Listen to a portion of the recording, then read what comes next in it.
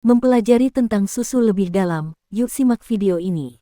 Nah, kita ngomongin susu nih. Susu itu gimana nih posisinya nih? Karena ada yang bilang kita nggak bisa memproses enzimnya. Terus kita satu-satunya makhluk hidup yang minum susu dari binatang lain. Iya kan? Itu gimana tuh? Karena kan banyak ini perdebatan Ya. soal ini. Awalnya susu itu kan digunakan buat pemenuhan protein.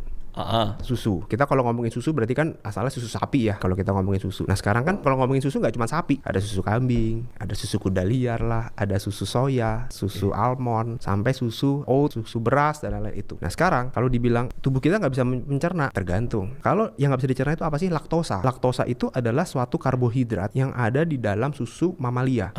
Jadi semua susu mamalia, mau sapi, kambing, susu manusia ASI gitu ya, itu pasti ada laktosanya. Tapi yang bisa menyusui cuma mamalia kan? Mamalia ya, karena maksud saya ada soya. Oh, ada bukan susu tanaman. bukan Oke, ya, oke, bukan oke. yang dari nabati gitu. Iya, lalu. Tapi kalau susu yang dari mamalia itu dia pasti mengandung laktosa. Nah, laktosa di badan kita itu perlu enzim namanya laktase. Buat mencerna itu. Nah, cuman di dalam tubuh setiap orang produksi enzim laktase itu beda-beda. Oke. Dan salah satunya dipengaruhi juga dengan genetik. Oke. Genetik itu kita bisa periksa sekarang. Ada orang yang beresiko untuk defisiensi laktase, ada orang yang laktasenya oke gitu. Ketika kita minum laktosa dalam jumlah yang over, laktase kita cuma setengahnya, ya laktosa itu sebagian nggak akan bisa kita serap, nggak akan kita bisa cerna. Dampaknya apa? Ya gejala di saluran cerna, kembung, begah, diare, mencret. Oh.